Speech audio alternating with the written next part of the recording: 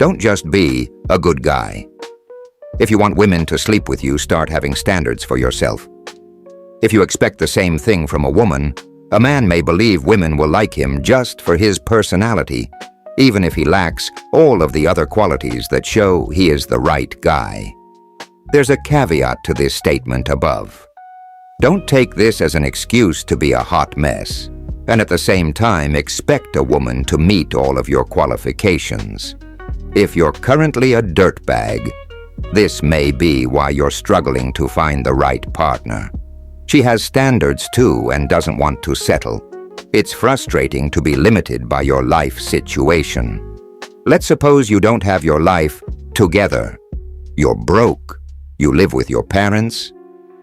Don't have a car. Part-time job. Only no goals.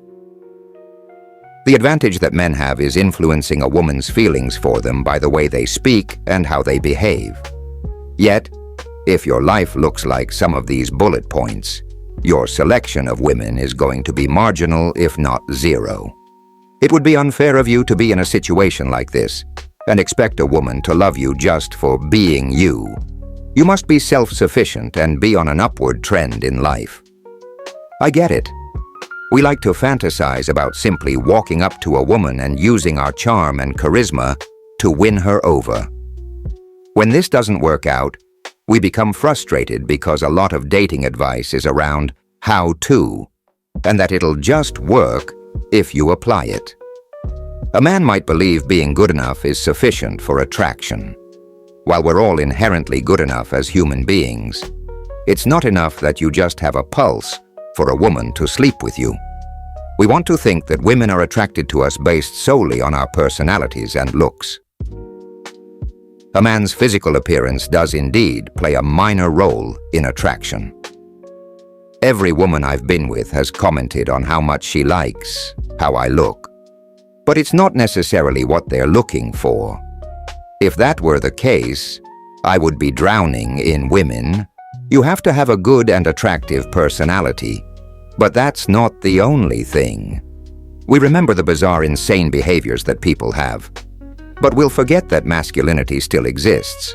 Society has polluted the idea of what it means to be masculine.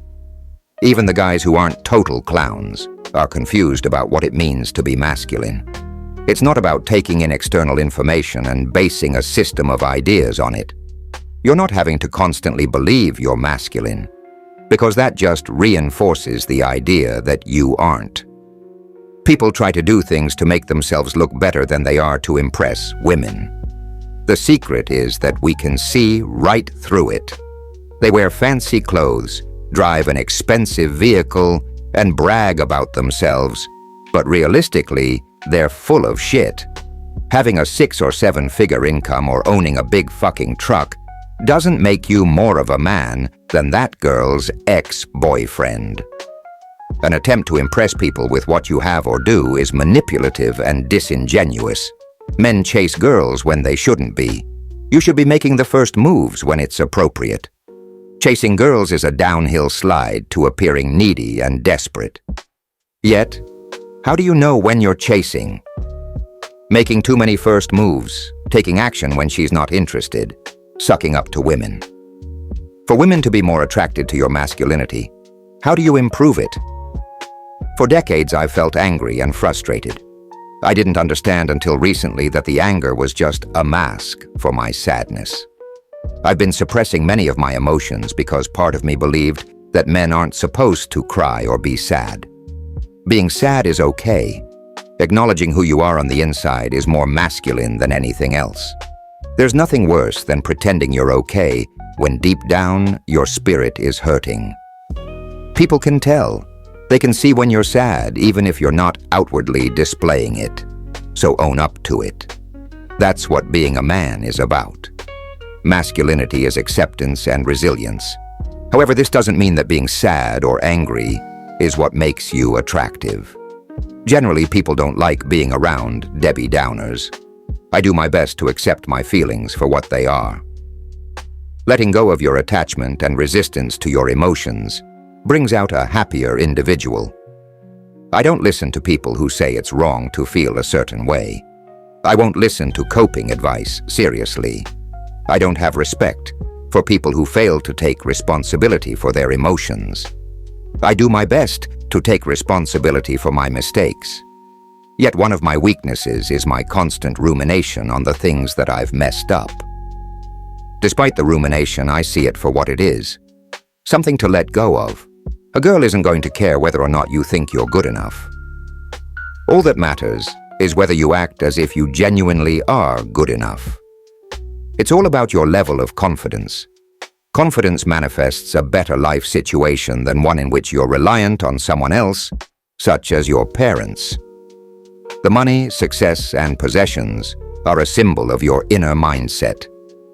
How is it that you can cultivate this inner strength? Self-acceptance. Do the inner work on yourself to acknowledge the real you. It's not about what the right thing society wants from you. Let go of the limiting beliefs you dearly hold on to.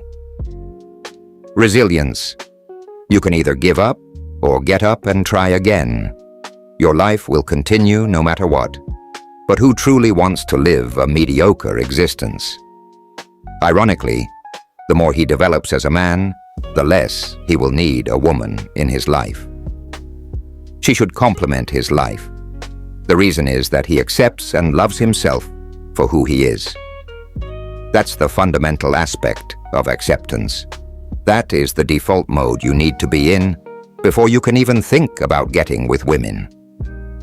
Ask yourself, would you want a woman in your life who can't accept herself? Her inability to be self-accepting will manifest as several red flags I've compiled in a free download. It's annoying at best and toxic at worst. Thanks for watching, and don't forget to like and subscribe for more videos like this. And if you've made it this far, drop a comment below with the word 2024 so I know you're still with me. Take care, and I'll see you in the next video.